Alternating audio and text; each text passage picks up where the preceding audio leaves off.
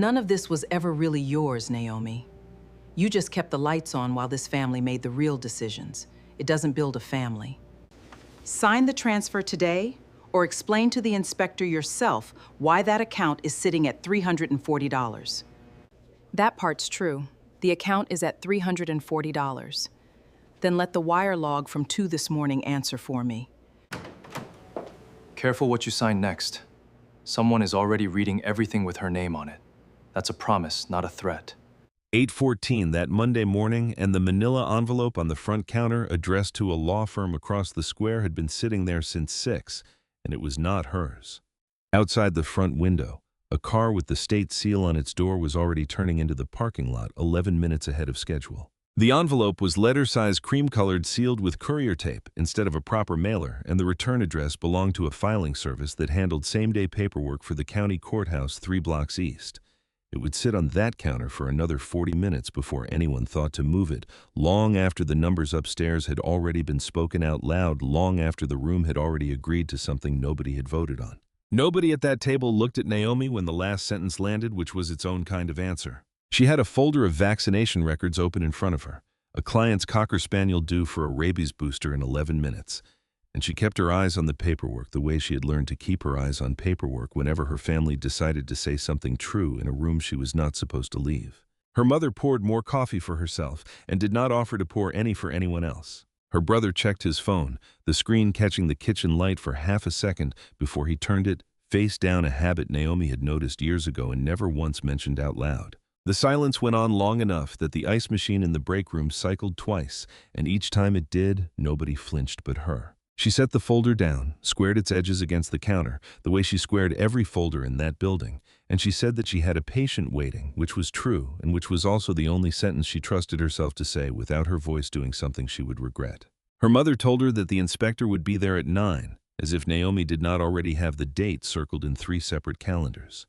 Her brother said nothing else, which for him counted as generosity. Naomi walked back toward the exam rooms, past the reception desk, past the envelope she had not yet noticed, and into the room where the Cocker Spaniel was waiting with its owner, a retired schoolteacher named Diane Ferris, who had been bringing her dogs to that clinic since the week it opened. Mrs. Ferris asked if everything was all right, because the walls in that building were thin and voices carried, and Naomi said that everything was fine, and she drew up the vaccine with hands that did not shake, because that was the one skill nobody in her family had ever managed to take from her. When Mrs. Ferris left, Naomi did 3 things before she let herself feel anything at all. She photographed the online banking screen on the office computer with her personal phone, not the clinic tablet, because the clinic tablet synced to an account her mother could still see. She wrote the exact time of the screenshot on a sticky note and pressed it inside the cover of her appointment book, where it would look like nothing to anyone who was not looking for it. She memorized 1 number before she closed the banking tab, because numbers were the one thing she had always been able to hold on to under pressure.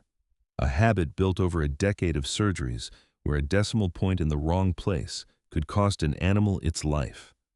The number was $61,092, and 6 hours earlier, it had been sitting in the clinic's operating account, and now it was not. A stainless steel exam table, cold under her palms at 11 years old, was the first place Naomi ever understood what she wanted her life to be, back when the clinic she volunteered at on Saturdays still smelled like bleach and wet fur, and something she could not name yet, but would later learn to call purpose. Her father had been the one who drove her there before his shifts at the freight yard, 7 years before cancer took him, and he was the only person in that family who never once asked her what she planned to do instead. Her mother called it a phase for a decade, then called it a hobby through veterinary school, then called it a financial mistake the year Naomi took out loans that would take 14 years to clear. Her brother, 4 years older, had gone into finance straight out of college, had a corner office by 28, and had spent every family dinner since reminding everyone at the table what a corner office cost and what a small animal clinic did not earn. Naomi kept a savings account. Nobody else knew the balance of feeding it from every extra shift, every wedding gift, every tax refund for 12 years before she ever signed a lease, because she had watched her father's medical bills eat through whatever safety net her family pretended to have. And she had decided at 19 that she would never again be a person who had to ask. When she finally opened Chandler Animal Clinic 6 years ago in a strip mall between a laundromat and a nail salon, her mother came to the ribbon cutting and told a neighbor within earshot that it was sweet. Naomi had finally found something to keep her busy. Naomi had smiled for the photograph anyway because she had learned that a smile cost nothing and silence cost even less. Building the practice from 4 clients a week to a waiting room that filled by 7:45 most mornings had taken every dollar of that 12 years, plus a second loan, plus every Saturday she could have spent doing anything else. Somewhere in the 3rd year, without ever discussing it as a decision, her mother had started referring to the clinic's account as the family's cushion. The thing that would be there if Marcus ever needed a bridge between ventures, and Naomi had let the sentence pass twice before she understood it was not a joke either time. The clinic ran on a rhythm most people never saw, the kind built from thousands of small decisions made correctly in a row. Naomi could read a limp before a dog finished crossing the waiting room floor could tell a stress-related loss of appetite from a thyroid problem. By the 3rd question, she asked an owner and kept a personal log of every difficult surgery she had ever performed, cross-referenced by complication because she trusted her own memory less than she trusted her own handwriting. She ran the clinic with 2 full-time staff and 1 part-timer kept the books herself on Sunday nights. Because an accountant cost money, she preferred to put toward a second surgical suite and had built a reputation over 6 years for taking emergency cases other clinics in the county turned away on holidays. Corinne Boyd, her lead veterinary technician, had been with her since the ribbon cutting had turned down 2 better-paying offers to stay and was the only person besides Naomi who knew the exact combination to the narcotics safe. It was Corinne who had first noticed 8 months earlier that a client's dog kept coming back with a limp that never quite matched the story the owner told, and it was Corinne who had said out loud what Naomi had been quietly documenting for weeks, that something about that particular family's paperwork never added up either.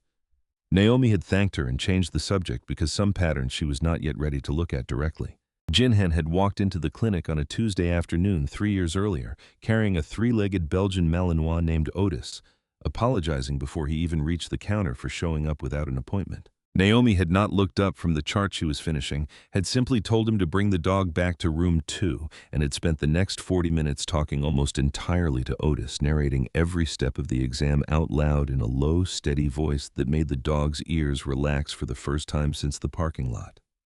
Jin noticed the way she checked the same joint twice before saying anything definitive, the way she wrote her notes in full sentences instead of shorthand so that any tech on any shift could read them without asking, the way she never once looked at him while she worked because the dog, not the client, had her full attention. He came back the following month for a follow-up, neither dog nor owner, strictly needed, and the month after that for a nail trim he could have handled himself. And somewhere around the 4th visit, Naomi started keeping a standing 10:30 slot open on the first Tuesday, though neither of them ever said out loud why. He never mentioned what he did for a living beyond calling it distribution, and she never asked because in 6 years of running a clinic, she had learned exactly how little most people's job titles told her about who they actually were. Otis had lost the leg to a car accident before Jin adopted him from a shelter outside Richmond, and the dog favored the remaining hind leg in a way that made most vets recommend a hip evaluation. Jin had declined twice from other clinics, unconvinced the recommendation was about the dog at all. Naomi never once pushed the evaluation on him, explaining instead in plain terms and without a single word of jargon exactly what she was watching for and why she was not yet worried, and Jin found himself trusting a stranger's judgment about his dog's body more than he had trusted 3 specialists' judgment about his own family's business. He told her once, almost as an aside, while she checked Otis's gait across the exam room floor, that he had grown up around a company that treated animals as a category on a spreadsheet, and that watching her write out a treatment plan by hand in full sentences for a dog with no insurance and a limp nobody was paying her extra to solve was the first time in a long while a room had felt honest to him. Naomi had laughed it off and told him most vets she knew felt exactly the same way about spreadsheets, and the conversation had moved on. But she remembered the sentence anyway, the way she remembered most things people said without meaning to. What Jin never mentioned was that Han Biosciences held a controlling stake in the equipment financing group that had funded her surgical laser and her digital X-ray unit. 2 years earlier, a fact buried 3 layers deep in a loan document neither of them had ever had reason to connect to the man sitting quietly in room 2 with a 3-legged dog. Barbara Chandler found out about the state inspection, the way she found out about most things concerning her daughter, by reading a piece of mail that was not addressed to her. The letter had come to the house because 6 years earlier, in the scramble of opening a business with a thin credit history, Naomi had listed her mother's address as a secondary contact on the original loan application, a decision she had forgotten to undo and would spend the rest of that year regretting. The letter mentioned an unannounced compliance review tied to a routine license renewal standard language, the kind every clinic in the state received on a rotating schedule, but Barbara read it as something else entirely. Evidence that her daughter's business had finally grown valuable enough to be worth taking seriously. She had watched over 6 quiet years as the clinic's waiting room filled earlier each morning as Naomi hired a second technician as a regular client, with soft hands and a 3-legged dog started showing up on the same Tuesday every month wearing clothes that did not match his stated occupation. Barbara had done the kind of research a mother does when she tells herself she is only being careful and had learned enough about the distribution company Jin Han's family controlled to understand that her daughter's small operation was no longer just a small operation. None of this, Barbara told herself, changed what the money had always technically been. Marcus had co-signed the clinic's original operating account 7 years earlier, back when Naomi's credit alone had not been enough to satisfy the bank, and nobody had ever formally removed his name from the signer list, an oversight both siblings had simply stopped thinking about once the clinic started generating its own revenue. Barbara had known about that signer access for years, filed away the way a person files away a spare key, useful only in an emergency. And Terrence's company folding by the end of March had become in her mind exactly that kind of emergency. The transfers went out in 3 pieces between 2 and 2:47 in the morning, a decision Barbara had made deliberately, having read once in a magazine article about small business fraud, that large single transactions drew more scrutiny than several smaller ones spread across a short window. Marcus initiated each transfer from his own laptop using the signer credentials that were technically still valid, technically still his to use. A fact he repeated to himself 3 times while he typed, as though repetition were a form of legal defense. The destination account belonged to Nova Fit Wearables, a Delaware-registered company built around a fitness tracker prototype that had burned through its first 2 rounds of funding and was 6 weeks from missing payroll.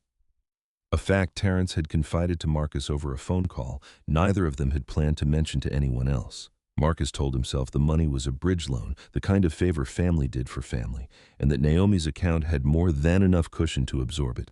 without her ever needing to know, an assumption built on the outdated belief that her clinic still ran the way it had 3 years earlier. Thin margins. Careful spending, no real reserve. He did not check the current balance before he moved the money, a detail that would matter enormously in a hearing room 10 days later, because checking would have meant admitting to himself what the transfer actually was. By 7, the next morning, the operating account held $340, not enough to cover the clinic's Monday payroll run, let alone the state inspection fee due that same week. And Naomi would not learn any of this until she opened her banking app during a 15-minute gap between appointments. Barbara had timed the transfers to land 2 days before the inspection, specifically reasoning that a clinic scrambling to cover payroll would be too distracted to notice a compliance deadline slipping, and that even if Naomi did notice family loyalty and a lifetime of conflict avoidance, would keep her from making the kind of noise that brought outside attention to either the account or the inspection. It was a calculation built on a version of her daughter that had stopped existing somewhere around the 4th year of running that clinic alone, and Barbara would not understand how badly she had misjudged the timeline until it was far too late to undo any part of it. Naomi did not raise her voice when she saw the number, a habit built over a decade of delivering hard news to owners about their animals, where volume never once made a diagnosis easier to hear. She closed the banking app, walked to the supply closet on the pretext of counting suture kits, and stood there for 90 seconds, with her back against a shelf of gauze, breathing in a 4-count pattern a grief counselor had taught her the year her father died. When she came out, she asked Corinne to pull the security footage from the front office for the previous 48 hours, framing the request as a routine check on the new camera system, and Corinne, who had learned years ago not to ask Naomi twice about anything phrased, that carefully simply nodded and got the files ready by lunch. Naomi spent that lunch break in her office, with the door closed, exporting 3 months of bank statements to a personal cloud account, photographing the physical ledger pages. Corinne still kept as backup, and printing a single copy of the original loan document that listed Marcus as a co-signer, the paper trail of a decision made 7 years earlier by 2 people who had never imagined it would matter. She did not call her mother. She did not call the bank to report anything, not yet, because she had learned enough from a decade of malpractice seminars to know that the first person to make a claim without documentation was often the person who ended up looking unreliable later. Instead, she opened a blank spreadsheet, the same format she used to track surgical complications, and began a new tab labeled simply with the date, the kind of clean, dispassionate record-keeping that had never once failed her in an operating room and that she now intended to apply to her own family. By the end of that day, she had built a timeline of every transaction cross-referenced against the loan document, against 3 years of tax filings, against a public business registry search that took her 4 minutes and confirmed what she had already begun to suspect about her cousin's company. The public registry search turned up something Naomi had not expected: a filing dated 14 months earlier that listed Marcus Chandler, not as a lender or a favor giver, but as a managing member of NovaFit Wearables holding 22% of the company outright. That detail did not match anything her family had ever told her. Not the story about a short-term bridge loan. Not the story about Terrence needing a little help. And Naomi sat with the printed filing for a long time before she understood what it actually meant: that the money had not gone toward saving a struggling cousin.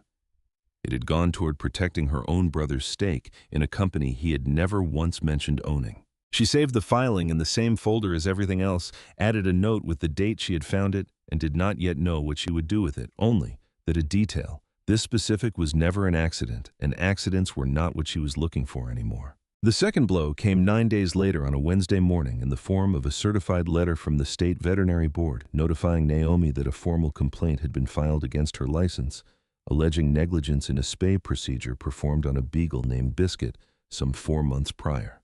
Attached to the letter was a copy of a signed consent form, one Naomi did not remember seeing before, dated for a Sunday.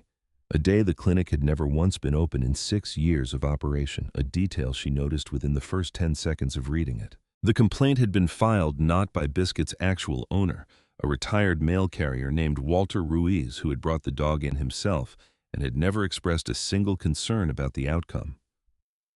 but by a name Naomi did not initially recognize: a notary whose signature block matched curiously a firm 2 blocks from her mother's accountant's office. Word of the complaint reached the clinic's regular clients faster than any letter could travel, because Barbara had made 2 phone calls that same afternoon, framed as concerned family, reaching out quietly, mentioning to a hairdresser and a church deacon that she had heard troubling things about Naomi's practice seeds, planted with enough plausible deniability that no one could later say exactly where the rumor had started. By Friday, 3 appointments had canceled without explanation, and a 4th client called to ask gently whether everything was all right at the clinic,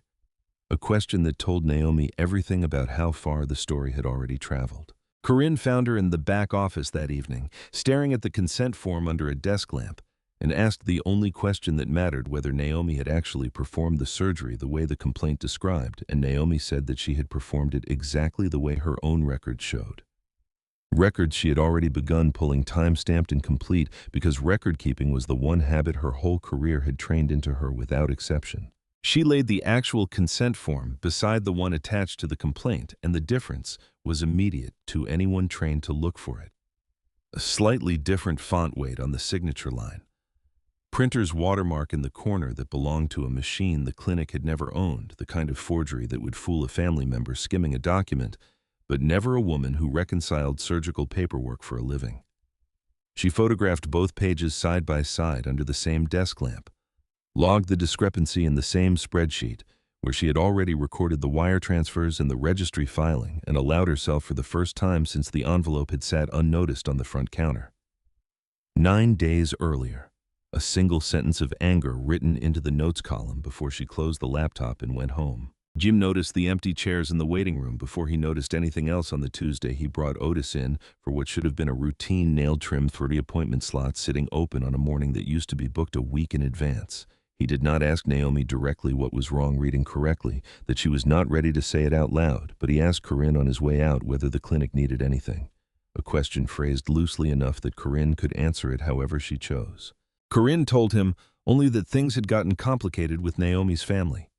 Nothing more specific than that, because loyalty in that clinic ran in both directions, and Corinne had no intention of handing anyone's private business to a client, however kind he seemed. Jean drove home that afternoon, turning the 2 pieces of information over in his mind, the empty chairs and the word complicated, and by the time he reached his own driveway, he had already begun quietly pulling the file on a small equipment financing note his family's holding company had approved 2 years earlier for a veterinary clinic on the east side of the county. a file he had signed off on without ever connecting the borrower's name to the woman who talked to his dog in full sentences. The note was small, by his family's standards, $94,650 remaining on a laser and imaging package. But it carried a change of control clause standard to every agreement. His family's financing arm wrote a clause that meant the lender had to be notified of any material shift in the clinic's ownership or governance before that shift could take effect. Jin read the clause twice, understanding for the first time exactly what kind of leverage he was quietly sitting on and exactly how careful he would need to be about using it, because a man who revealed too much too soon would only give a determined family more time to find another way in. He closed the file, said nothing to anyone that night, and did not yet know that 400 miles away Naomi was closing a folder of her own. The timeline complete enough now to show a pattern instead of a series of isolated incidents, and that both of them, without a single conversation between them, had quietly decided the same thing, that whatever came next would be handled with paper, not with volume. Jin learned the shape of what was happening not from Naomi, who told him nothing directly, but from 3 separate small facts he assembled over the following week. The way he had once been trained to assemble due diligence on a company his family was considering acquiring. He learned from a courthouse clerk,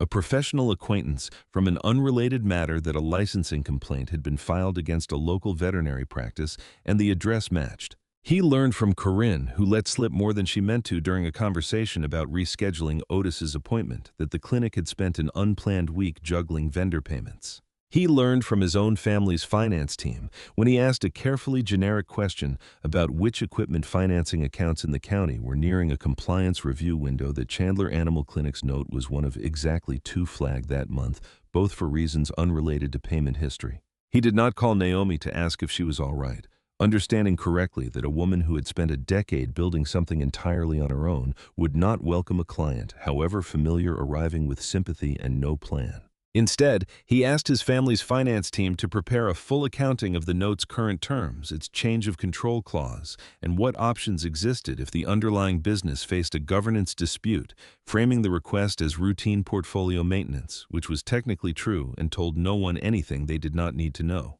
The finance team's report confirmed what Jin had suspected, that Han Biosciences, through its financing arm Meridian Equipment Partners, held enough contractual leverage over the clinic's laser and imaging equipment to require formal notice and potentially formal consent before any change in the clinic's ownership structure or signing authority could be finalized.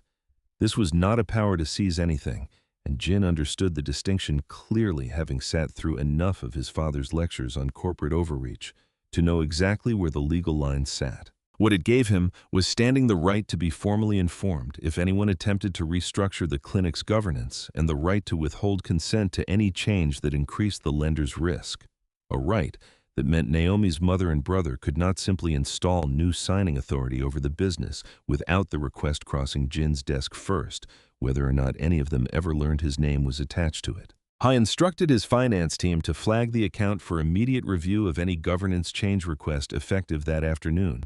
and to route any such request to him personally rather than to a junior analyst, a change so procedurally minor that nobody at Meridian thought twice about approving it. He also asked separately and quietly what it would take to purchase the note outright from Meridian's books, moving it fully under his own discretion rather than the company's standard servicing process, a request his finance team flagged as unusual but not improper, since Jin held sufficient authority within the family holding company to make exactly that kind of call. The purchase itself would take weeks, not hours, a fact his finance team explained to him twice, as though he might not have understood it the first time, since moving a note off one entity's books and onto another required a formal assignment agreement, a recorded filing with the county, and sign-off from Meridian's own compliance officer, none of which could be rushed without drawing exactly the kind of attention Jin was trying to avoid. He told his team to begin the paperwork anyway, quietly using the standard 90-day servicing transfer window that raised no flags anywhere in the company's compliance system. Understanding that whatever he was building would not be ready in time to stop the first blow, but might well be ready in time to matter for the second. His mother, Grace. Han had asked him once, years earlier, why he had chosen to run the small community lending arm of the family business instead of stepping into the executive track his older cousins had followed without question, and Jin had never given her a full answer, because the full answer involved a version of himself he had spent most of his adult life trying not to become. How was the eldest son a fact, that in his mother's house had never once been allowed to feel like an accident, and from the time he could read a balance sheet, he had understood that Han Biosciences was not simply a company, but an inheritance with expectations. Attached a chair at the head of a table he had watched his father occupy with a silence that never once looked like peace. His father had built the distribution empire from a single warehouse in Fullerton, had married a woman who kept every tradition from Seoul alive in their California house, seaweed soup on birthday, shoes left at the door. A small shrine in the hallway with a photograph and a bowl of fruit replaced every week, and had raised his eldest son to believe that softness toward strangers was a weakness a Han could not afford in business. Jima had spent a decade proving himself in the largest divisions of the company. Anyway, closing distribution contracts twice the size his father had closed at the same age, and had felt nothing from any of it that resembled the quiet satisfaction he felt watching Naomi Chandler explain patiently and without a single wasted word exactly why a three-legged dog did not need surgery. It had been recommended 3 times elsewhere. When he finally told his father he wanted to run the company's small lending division instead of taking the executive seat waiting for him, his father had not raised his voice, had simply stopped using his American name at family dinners for the better part of a year, calling him instead by the name on his birth certificate, the one nobody else in that house had used since he was 11. A silence Jin had learned to live inside without ever fully forgiving. Jim showed up for Otis's next appointment on schedule, said nothing about the note, nothing about the complaint, nothing about the empty chairs. He now understood the reason for, and simply watched Naomi work the same steady patience in her hands he had noticed the very first day, undisturbed on the surface by whatever was happening underneath it. He noticed the new lock on the supply closet, the kind clinics installed when they no longer trusted every set of keys in circulation. He noticed that Corinne now walked the deposit to the bank herself each evening, instead of leaving it in the office overnight, a small procedural change that told him more about the state of things than any conversation could have. He noticed Naomi glance twice at her phone during Otis's exam, something she had never once done in 3 years of appointments, and put it face down without answering it. The same gesture he remembered her brother making at a different table she had once described only once in passing as difficult. Ha said none of what he had learned, asked no questions that would have required her to explain any of it, and simply stayed the full appointment slot. Instead of the 15 minutes Otis's nails actually required a form of company that asked nothing of her in return. When he finally stood to leave, he set a business card on the counter. Not his own, but the number for a small business attorney his family's holding company kept on retainer for exactly the kind of licensing disputes that could quietly end a practice like hers, and he said only that she should call the number if she ever wanted a second opinion on a document, nothing more specific than that, before he clipped Otis's leash back on and left without waiting to see whether she picked the card up. She did pick it up later that evening and put it in the same drawer as her spreadsheet printouts, not ready yet to call it, but no longer willing to pretend it did not matter that someone outside her family had noticed something was wrong without once asking her to explain herself. The piece Naomi had been missing arrived not from any bank statement but from Walter Ruiz Biscuit's actual owner, who called the clinic himself after hearing secondhand that his dog's surgery had somehow become the subject of a formal complaint he had never filed. He came in that same afternoon furious on Naomi's behalf, in a way that startled Corinne, and told her plainly that he had signed exactly 1 consent form the day of the surgery in the clinic itself on a Tuesday, and that he had never spoken to any notary, had never seen the document attached to the complaint, and would say so in writing to anyone who asked. Naomi asked him carefully whether he would be willing to provide a notarized statement of his own confirming the timeline, and Walter agreed before she finished the sentence, adding that he had also kept the original text message Naomi's office had sent him confirming the Tuesday appointment,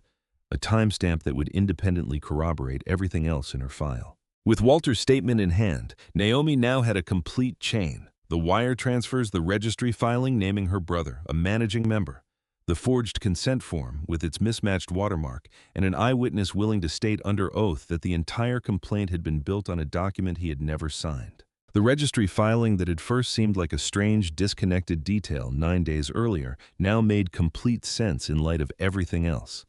Marcus had not moved the money to rescue a struggling cousin out of family loyalty. He had moved it to protect an ownership stake. He had never disclosed in a company he needed to survive for his own sake. As much as Terrence's, and the 22% line on that filing was the whole motive laid out in a public document neither sibling had ever expected the other to find. What she still did not have was proof connecting her mother directly to any of it, since every transfer bore Marcus's authorization and every phone call about the rumors had been made in person, leaving nothing on paper with Barbara's name attached, a gap that meant the person who had planned the entire sequence could, if things went badly for her son, walk away from all of it without a single document tying her to a decision. Naomi added a new tab to her spreadsheet that night, this one with no entries, yet labeled only with her mother's name, and she understood, closing the laptop for the second time in 2 weeks, that the hearing in front of the state board was no longer the hardest part of what was coming. Barbara called the family meeting for the Sunday before the hearing in the same dining room where the first sentence had landed 10 days earlier. The same table, the same chair Naomi had sat in while she stared at a Cocker Spaniel's vaccination chart and said nothing. This time, Barbara had set out documents of her own, a proposed agreement transferring interim signing authority over the clinic to Marcus, framed as a temporary measure to protect the business while the licensing complaint was resolved, the kind of paperwork designed to look generous to anyone who had not spent 2 weeks tracing exactly where the family's generosity actually went. Naomi arrived 12 minutes late, having stopped first at a copy shop 2 blocks from the house, and she carried with her a single black folder instead of the appointment book she usually brought to family gatherings out of habit. She sat in the same chair as before, and for a moment, nobody at that table noticed anything different about her at all. The same pitcher of ice water sat in the same spot on the sideboard, the same framed photograph of Marcus's college graduation hung slightly crooked on the wall behind her mother's chair, and Naomi found herself noting with the same clinical distance she used when reviewing a difficult case file exactly how little had changed about the room in 10 days measured against exactly how much had changed about everything else. Corinne had offered to come with her that morning, and Naomi had said no, not because she wanted to face the room alone, but because she had learned over the past 10 days that the strongest position in any negotiation was the one where every fact in the room already belonged to you before anyone opened their mouth. Barbara opened with the same tone she had used 10 days earlier, warm on the surface, edged underneath, telling Naomi that the family only wanted to help steady the business through a difficult stretch, that a clinic under formal investigation could not be trusted to a single owner, already stretched thin, that this was in the end simply what families did for each other. Marcus added that the transfer agreement was standard practice, that he had already spoken to a lawyer about the language, and that signing today would save everyone a great deal of trouble before the board hearing on Wednesday. Neither of them asked how Naomi had spent the past 10 days, and neither of them noticed that she had not once reached for the pen. Marcus slid across the table because both of them had already decided, the way they had decided most things about her for 36 years, that her silence meant she was thinking it over. Barbara filled the silence, the way she always had, telling Naomi that she understood this felt unfair, that every daughter eventually resented the family that raised her, but that resentment was not the same thing as being right, and that a woman who had spent her whole life choosing animals over people should perhaps have expected by now to end up managing a business alone. She said it lightly, almost kindly, the way she said most of the things that had left the deepest marks over 36 years, and Marcus nodded along without adding anything, confident enough in how the conversation was going that he had already begun refilling his own coffee before Naomi answered. Naomi let the silence sit exactly as long as it needed to, then opened the black folder and set the first page on the table face up and turned it so her mother could read it without reaching for it. The first page was a printout of the bank's own wire transfer log, 3 transactions between 2 and 2:47 in the morning, 10 nights earlier, $61,092 total, each line stamped with the authorization code tied to Marcus's signer credentials. The second page was the Delaware Business Registry filing. Marcus Chandler listed as a managing member of NovaFit Wearables at 22%, dated 14 months before the transfers, long before anyone at that table had mentioned a bridge loan to a struggling cousin. The third page was the forged consent form, beside the real one, side by side, the mismatched watermark circled in red pen, next to a notarized statement from Walter Ruiz confirming he had signed only one form in the clinic on a Tuesday. Naomi turned each page slowly enough that no one could claim later they had not had time to read it, and she did not raise her voice while she did it, because she had learned that lesson at this exact table 10 days earlier and had no intention of repeating anyone else's mistakes. She laid the pages out the way she laid out a surgical tray before a difficult procedure, each item in its place. Nothing rushed, because she had learned years ago that a room full of people looking for a reason to dismiss you would seize on the smallest sign of disorder, and she intended to give them nothing to seize. Marcus picked up the registry filing, First read his own name twice as though rereading it might change what it said, and set it back down without meeting anyone's eyes. The 22% line circled in the same red pen that marked the watermark on the third page. A detail he had never imagined his sister would think to look for. Barbara reached for the wire transfer log, studied the 3 timestamps between 2 and 2:47 in the morning, and asked in a voice thinner than the one she had used a moment earlier, how Naomi had gotten access to records that should have required a subpoena. And Naomi told her that banks released a customer's own account activity to that customer on request. No subpoena, required only a signature and a form. Any account holder was entitled to file a detail her mother had never once needed to learn in a lifetime of assuming she would never be on the other side of a records request. What broke the room open was the 4th page, a transcript of a voicemail Barbara had left for the bank's fraud department 8 days earlier after a routine account.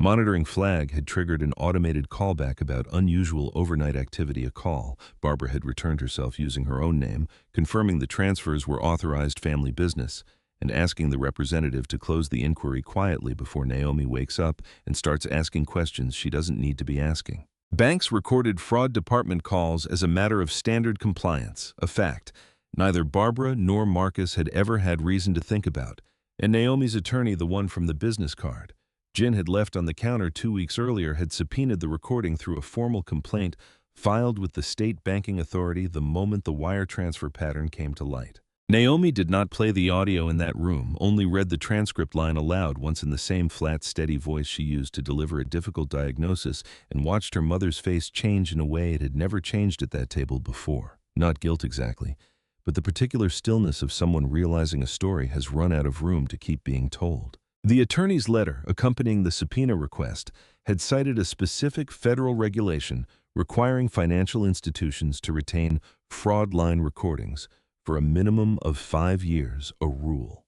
Barbara had never had reason to know existed, since knowing it had never before mattered to a woman who had spent her life managing appearances rather than paper trails. Naomi set the transcript down last on top of the other 3 pages, squaring its edges the same way she squared every folder in the clinic, and for the first time in 10 days, she allowed herself to look directly at her mother instead of at the documents between them. Marcus reached for the transfer agreement he had slid across the table minutes earlier and did not manage to say anything before Naomi spoke again, closing the loop that had opened the moment a registry filing first told her the money had never really been about Terrence at all. None of this was ever really yours. Naomi said it in the exact tone her mother had used 10 days earlier at that same table, and let it sit in the room the way that first sentence had once been left to sit uncorrected, agreed to by silence, and this time it was Barbara who had nothing to add. The state veterinary board hearing that Wednesday lasted 11 minutes before the panel chair dismissed the complaint outright, citing Walter Ruiz's notarized statement and the forensic mismatch between the 2 consent forms as sufficient grounds to close the matter without further review, and referred the falsified document itself to the county district attorney's office for separate consideration. Naomi's attorney filed a formal fraud complaint against Marcus with the bank the same week, triggering an internal investigation that froze the remaining balance in NovaFit Wearables account within 9 days, standard procedure. Once a financial institution confirmed a signer had exceeded his authorized role, and Marcus lost his seat on the company's board before the freeze was even finalized. Terrence's remaining investors moving quickly to distance the company from the growing scandal. Barbara was never criminally charged, since the recorded voicemail proved awareness rather than direct authorization of the transfers themselves. But the recording became part of the public record in the bank's fraud proceeding, and word of it reached the same hairdresser and the same church deacon within a week, the story circling back to its source, the way stories in a small enough community always eventually do. The county district attorney's office declined to pursue criminal forgery charges over the consent form, citing limited resources for a case where the affected party had already been made whole, but sent Barbara's notary contact a formal letter of inquiry regarding the falsified notarization, enough to end that particular business relationship within the month, and enough to make clear on paper exactly whose signature block had produced a forged document. Naomi's malpractice insurance carrier closed its file on the biscuit complaint the same week the board dismissed it, and Walter Ruiz, when Naomi tried to thank him for the notarized statement, told her only that he had brought 4 dogs to her clinic over 11 years and had never once had reason to doubt her, and that a man his age had learned there were very few chances left in life to simply tell the truth and watch it matter. Jean's finance team closed the note, purchase 11 days after the family meeting, formally transferring the equipment financing agreement out of Meridian's general portfolio and into a separate holding structure Jin controlled directly, and the first thing he did with that authority was extend the note's term by 3 years at the same interest rate, quietly removing the compliance review flag that had first put the account on anyone's radar at all. He told Naomi about the note only after it was done in the same exam room where they had met 3 years earlier, framing it as something he should have disclosed the day they met rather than as a rescue she owed him anything for, and she listened to the whole explanation without interrupting, understanding, for the first time, exactly what an equipment financing company controlled by a distribution empire actually meant, and exactly how long he had known things about her business that she had never once known about him. She did not thank him the way people thank someone for saving them, because nothing about the past 3 weeks had felt like being saved, only like finally having enough paper in her own hands to finish a fight she had already been fighting alone. But she did ask him for the first time in 3 years of Tuesday appointments what he actually did for a living and let him answer the question in full. He told her about the warehouse in Fullerton, about the executive seat he had walked away from, about a father who had gone a year without using his American name, and about a small lending division he had built specifically so that businesses like hers, run by people who had never had family money behind them, could get equipment financing without surrendering control of anything that mattered to a distant portfolio manager who had never once set foot in their building. Naomi listened to the whole account without interrupting, the same way she had once watched him listen to her explain a 3-legged dog's gait without asking a single unnecessary question. And when he finished, she told him only that she wished he had mentioned the note 2 years earlier. Not because it would have changed anything about how she ran her clinic, but because she had spent a decade assuming she was the only person in any room who kept that kind of ledger in her head, and it turned out she was not. Otis, patient through the entire conversation, finally nudged her hand with his nose, and Naomi laughed for the first time in 3 weeks, a short, real sound that surprised her more than it surprised the dog. Marcus resigned from his firm before the firm could ask him to assign her access to the clinic's account. Revoked the same afternoon, Naomi filed the paperwork with the bank, and he moved back into his mother's house for what he told colleagues would be a temporary stretch while he figured out his next move. A sentence Naomi had heard her whole life applied to other people's setbacks and never once to his. Nova Fit. Wearables folded within 4 months, its remaining assets liquidated to cover the frozen account shortfall, and Terrence sent Naomi a single email afterward, apologizing for a decision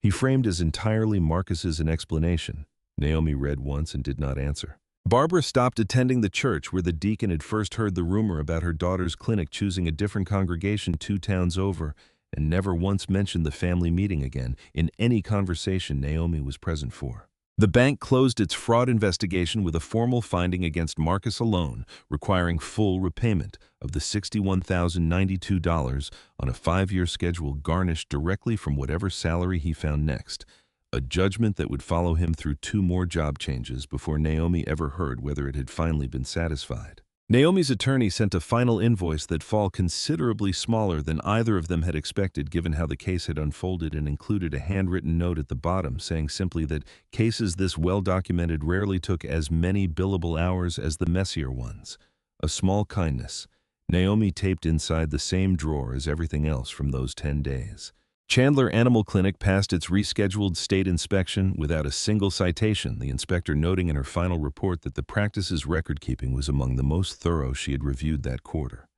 Sentence Naomi printed and kept in the same drawer as Jin's business card, though for entirely different reasons. Word of the dismissed complaint spread through the same waiting room grapevine that had once spread the rumor against her, and within 2 months, the client list had not only recovered, but grown, several new families arriving specifically because they had heard through the same hairdresser who had once helped spread doubt about her that Naomi Chandler was the kind of vet who kept receipts on everything, a reputation she had never sought,